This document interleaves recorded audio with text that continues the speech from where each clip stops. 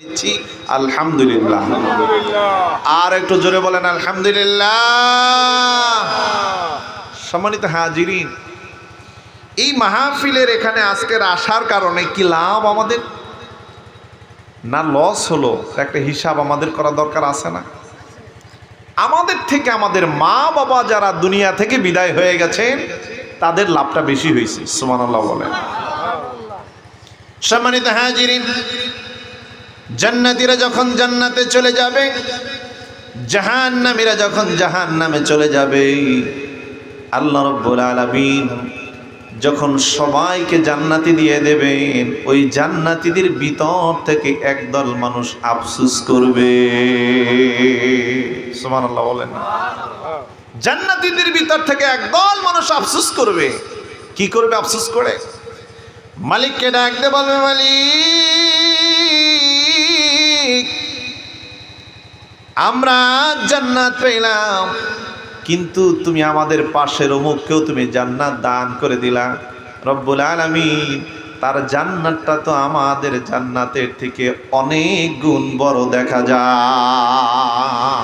অনেক দামি। জোরে বলেন সুবহানাল্লাহ। আল্লাহ রব্বুল আলামিন বলবে, শোনো, এমনি এমনি দিয়ে দেওয়া হয় নাই। ওয়াহিদিয়া দরবারে যখন কোরআনের আলোচনা করা হয়েছিল, ওই 3 দিন ব্যাপী মাহফিলে 3 দিনই আমার বান্দা যা কোরআনের কথা শুনছে, বান্দা কোরআনের কথা শোনার কারণে আমি আল্লাহ রাব্বুল আলামিন বান্দার সমস্ত গুনাহ খাতাগুলো আমি আল্লাহ মাফ করে দিলাম। শুধু তাই নয়, বান্দার মর্যাদা আমি এইখানে বাড়িয়ে দিয়েছি। শুধু তাই নয়, কোরআনের কথা শোনার কারণে এক একটা কথার বিনিময়ে আমি বান্দার আমল নামায় 500 বছরের নফল ইবাদতের সব বান্দার আমল নামায় লিখে দিয়েছি। এখন বলেন, এই যারা বাজারে ঘুরতেছে, যারা বাবসখানায় আছে, যারা নানান জায়গায় ঘুরতেছে, তারা কি এই সবটা পাবে? তারা পাবে না। এটা আল্লাহ পাক আপনাকে আমাকে দিবেন। কারণ হলো নেটওয়ার্কের জোন হলো 2টা, একটা হলো ওয়াইফাই আর একটা হলো লোকাল নেটওয়ার্ক। ওয়াইফাইয়ের নির্দিষ্ট একটি এরিয়া আছে না নাই? ওটা নির্দিষ্ট এরিয়ার ভিতরে নেটওয়ার্ক সরবরাহ করে, ওটা বাইরে দেয় না। তেমনি কোরআনের মজলিসের একটা এরিয়া আছে, এরিয়ার ভিতরে যারা থাকবে আল্লাহ পাক তাদের আমল নামায় এক একটা কথা শোনার বিনিময় 500 বছরের নেকি বান্দার আমল নামায় দিয়ে দিবে। এখন আপনারা চিন্তা করেন, শেষ পর্যন্ত থাকবেন না ভাগবেন? আরো জোরে বলেন। আপনারা প্রথমেই দেখছেন আমি ভূমিকায় এই কোরআন থেকে তেলাওয়াত করছি। কথা কি কোরআন থেকে হবে না কোরআনের বাইরে থেকে হবে? কোরআন থেকে কথা শুনতে রাজি তো আমরা? ইনশাআল্লাহ, ইনশাআল্লাহ আমরা শেষ পর্যন্ত থাকবো। আল্লাহ পাক আমাদের প্রতিটি কথা আমল করার জন্য তৌফিক দান করে করুন, আমিন। সম্মানিত হাজিরিন, ভূমিকায় এই কথাটা আমি প্রায় বলে থাকি। আপনারা মাহফিলের ময়দানে আসছেন, আপনাদের অনেকের মা বাবা কবরের ভিতরে ঘুমায় কিনা? অনেকের মা নাই, অনেকের বাবা নাই, কবরে চলে গেছেন, কিন্তু আপনারা মাহফিলের ময়দানে আসছেন। আমরা বাড়ি চলে যাব, ফেরেশতারা মাহফিলের ময়দানের চতুর্পাশে দাঁড়ায়া থাকবে। আল্লাহকে ডাক দিয়ে বলবে, মালিক,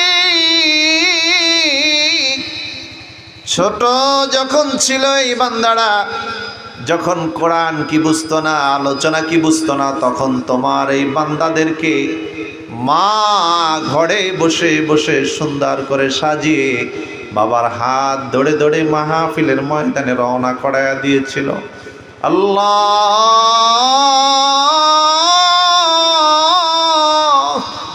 ওই মা আজকের কবরের ভিতরে ঘুমায়। বান্দা যখন আসছে, মায়ের কবরের পাশ থেকে হেঁটে আসছে, ওই যে বাবার হাত ধরে মাহফিলের ময়দানে আসছে, ওই বাবা আজকের কবরের ভিতরে ঘুমায়।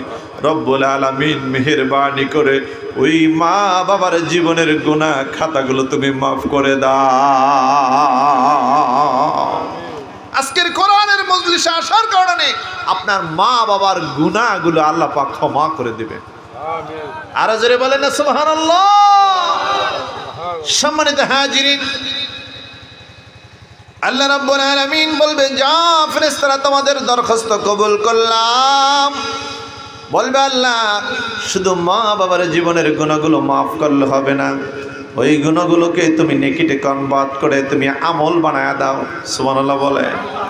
আমাদের মা বাবার গুণাগুলোকে আল্লাহ রাব্বুল আলামিন নেকিতে কনভার্ট করে আমলে পরিণত করে দিবে।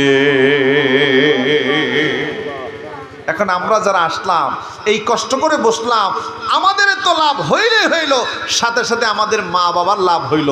এখন লাভ না লস? কোরআনের মজলিসে বসলে লাভ না লস? আগে যাওয়ার নেই তার কারো আছে? কার কার আছে? হাত জাগান তো। আগে যাইবেন?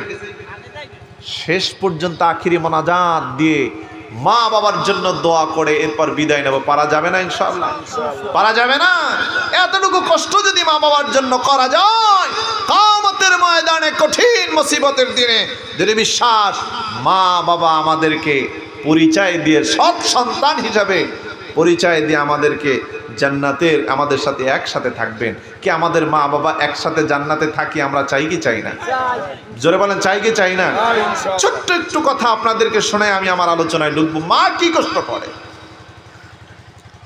কথাটা আমি ভূমিকায় বলে থাকি প্রায়, যে মা আমাদের জন্য কি পরিমাণ কষ্ট করে। আজ তো আমরা মা বাবার যত্ন নিতে পারি না, খেজমত করতে পারি না, আমাদের সুযোগ হয় না। আমাদের সব সুযোগ হয়, আমাদের সব চলে, আমাদের সংসার চলে, আমাদের ব্যবসা চলে, আমাদের টাকা পয়সা লেনদেন সব কিছু চলে, আমাদের দেশ ভ্রমণ চলে, হজ করাও চলে, কিন্তু মা বাবার খেজমত চলে না। আছে না নাই? মা বাবার কথা শোনে না? আছে না নাই?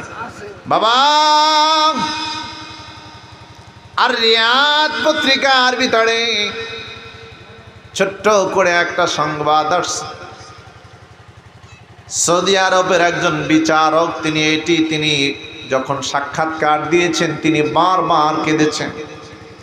তিনি বলেন, পৃথিবীর মানুষ শোনো, আমি জীবনে বহু বিচার করেছি, কোনো বিচার করতে যে আমার চোখ থেকে পানি পড়ে নাই, কিন্তু আমি এমন একটা বিচার করলাম, যতক্ষণ কলম দিয়ে লিখেছি ততক্ষণ আমার চোখ দিয়া পানি পড়েছে। যতক্ষণ লিখছি ততক্ষণ আমার চোখ থেকে অঝর দ্বারা পানি পড়েছে। সুবহানাল্লাহ বলে। কারণ ছোট ভাই বড় ভাইয়ের বিরুদ্ধে মামলা দায়ের করছে মাননীয় আদালত। আমি আমার ভাইয়ের বিরুদ্ধে অভিযোগ দায়ের করছি। কি অভিযোগ? আমার ভাই আমার মায়ের খেজমত আমাকে করতে দেয় না। বড় ভাইকে ডাকা হয়েছে, কিরে বড় ভাই, আপনি আপনার মায়ের খেজমত ছোট ভাইকে কেন করতে দেন না? বড় ভাই ডাক দিয়ে বলে, মাননীয় আদালত, এই কথা বলতে গেলে পিছনের দিকে কিছু কথা আপনাকে শুনতে হবে, কিছু চিত্র আপনার সামনে তুলে ধরতে চাই। বড় ভাই বলা শুরু করলেন, আমি যখন পৃথিবীর বুকে আসব, আমার মা যখন অসুস্থ হয়ে পড়লেন, সবাই আমার মাকে ডাক্তারের কাছে নিয়ে গেলেন। ডাক্তার দেখে বললেন, শোনো, রোগীর অবস্থা বেশি ভালো নয়, হয়তো যিনি পেটের ভিতরে আছেন তাকে বাঁচানো সম্ভব, নচেত রোগীকে বাঁচানো সম্ভব। দুজনের একজনকে রাখা যাবে, দুইজনকে রাখা যাবে না। বলেন, এই রকমের সিনারি স্মৃতি আমাদের ফ্যামিলি তো কাছাকাছি হয় কি হয় না? বাচ্চা যখন হয় এরকমের আমাদের অনেক হয় কি হয় না? বলছে হয়তো মাকে রাখা যাবে, নচেত সন্তানকে রাখা যাবে, দুইজনকে রাখা যাবে না। এই কথা বলার পরে সবাই চিন্তায় পড়ে গেলেন। ডাক্তার স্টেটমেন্ট নেওয়া শুরু করলেন। দাদির কাছে প্রশ্ন করলেন, দাদি, আপনি আপনার নাতির পক্ষ নেবেন না পুত্রবধূর পক্ষ নেবেন? দাদি বললেন, শোনো, আমার পুত্রবধূ বেঁচে থাকলে ওই রকমের অনেক নাতি আমি দেখতে পাবো। নানির কাছে প্রশ্ন করলেন, নানি বলে, আমার মেয়ে বেঁচে থাকলে আমি ও রকমের বহু নাতি আমি পাবো। আমার বাবার কাছে যখন প্রশ্ন করলেন, আমার বাবা বললেন, শোনো, যদি আমার স্ত্রী বেঁচে থাকে ও রকমের বহু সন্তান আল্লাহ আমাকে দিবে। ও ডাক্তার, সবাই আমার বিরুদ্ধে চলে গেল, আমার দাদি আমার বিরুদ্ধে চলে গেল, আমার নানি আমার বিরুদ্ধে চলে গেল, আমার বাবা আমার বিরুদ্ধে চলে গেল। যখন আমার মায়ের কাছে গিয়া প্রশ্ন করা হলো, মা গো, তোমার পেটের ভিতরে যে সন্তান, ওটা দুনিয়ায় আনতে হলে হয়তো তোমার জীবন দিতে হবে, নচেত এই সন্তানকে আনা যাবে না। এখন আমরা কি এই সন্তানকে সেভ করব না তোমাকে সেভ করব? দুঃখিনী মা চিৎকার দিয়া বলে, ডাক্তার 10 মাস 10 দিন এই সন্তানকে পেটে রেখেছি, এই সন্তান দেখি নাই, কিন্তু সন্তানের প্রতি আমার মায়া হয়ে গেছে। ও ডাক্তার, যদি ছুরি চালাইতে হয় আমার উপরে চালাও, আমার সন্তানের যেন কিছু না হয়। ছুরি যদি চালাইতে হয় আমার গলার উপর দিয়া চালাও, কিন্তু আমার সন্তানের যেন কিছু না হয়। সন্তান ডাক দেয়া বললেন, ডাক্তার, আমার মা এই রকমের রিস্ক নিয়া, ডাক্তার রিস্ক নিলেন, আমার মাও রিস্ক নিলেন, আল্লাহর উপরে ভরসা করলেন, আল্লাহর রহমতে আমার মাও বেঁচে গেলেন, ডাক্তারের প্রচেষ্টা আমিও বেঁচে গেলাম। বলেন, যেই মা নিজেকে কোরবান দিয়া আমাকে এই পৃথিবীর বুকে আনলেন, বলেন ওই মায়ের কতদিন খেজমত করলে মায়ের ঋণ শোধ হয়ে যায়।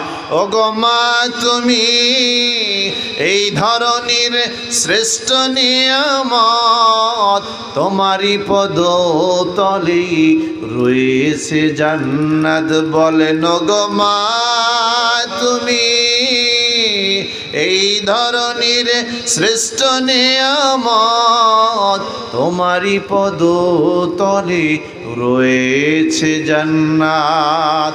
বাবা, আজকের মাহফিলে আসার কারণে ওই যে আপনার দুঃখিনীর মা কবরের ভিতরে ঘুমায়, যেই বাবা কবরের ভিতরে ঘুমায়, আপনি কোরআনের মজলিসে আসার কারণে আপনার ওই মা বাবার কবরের আযাব মা। আপনারা খুশি না বাজা?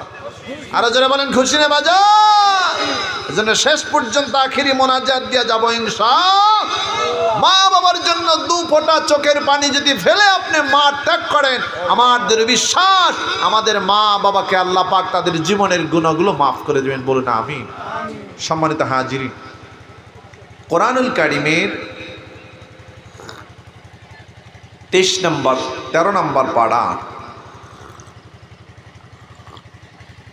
সূরা রদ থেকে কিছু আয়াত আমি তেলাওয়াত করেছি। এই আয়াতের আলোকে আমি আপনাদের সামনে কিছু কথা উপস্থাপন করব, যে কথাগুলো আপনারা সহজে বুঝবেন। আল্লাহ পাক আমাদেরকে সেইভাবে কিছু দামি কথা বলা এবং আপনাদেরকে কিছু দামি কথা শোনার তৌফিক দান করুক। পড়ুন আমিন। জবান খুলে পড়ুন না আমিন। সবাইকে যদি কাছে আসতে বলি তাহলে কি উইটে কি হাঁটা দিয়ে চলে যাবেন? একটু সামনের দিকে আঁকান, একটু জিকির করি লা ইলাহা ইল্লাল্লাহ লা ইলাহা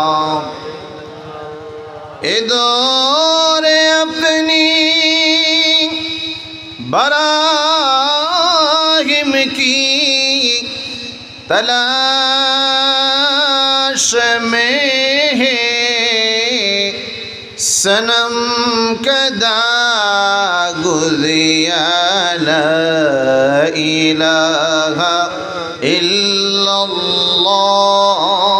ला इलाहा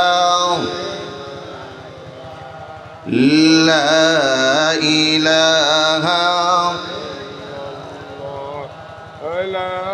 লা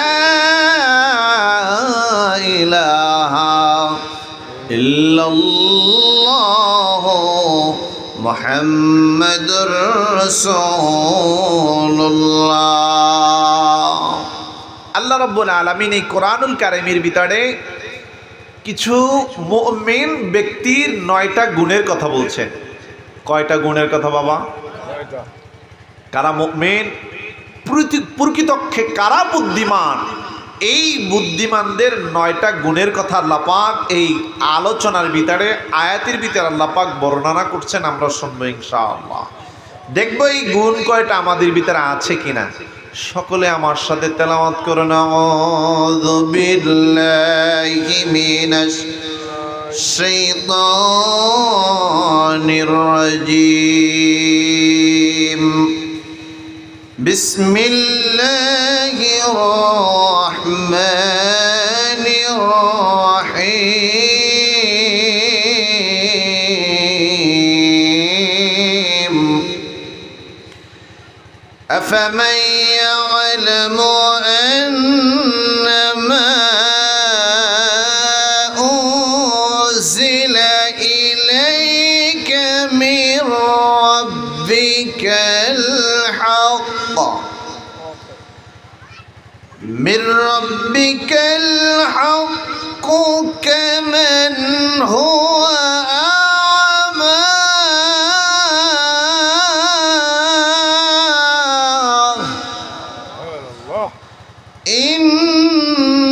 إنما يتذكر أولو الألباب الذين يوفون بعهد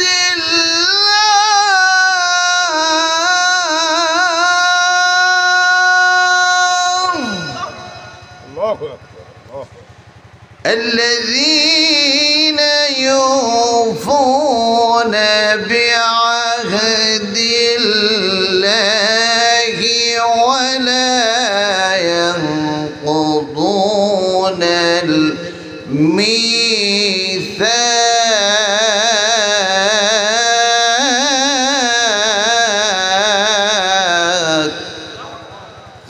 আল্লাহ রাব্বুল আলামিন বলে, পৃথিবীর মানুষ শোনো, أفمن يعلم أنما أنزل إليك من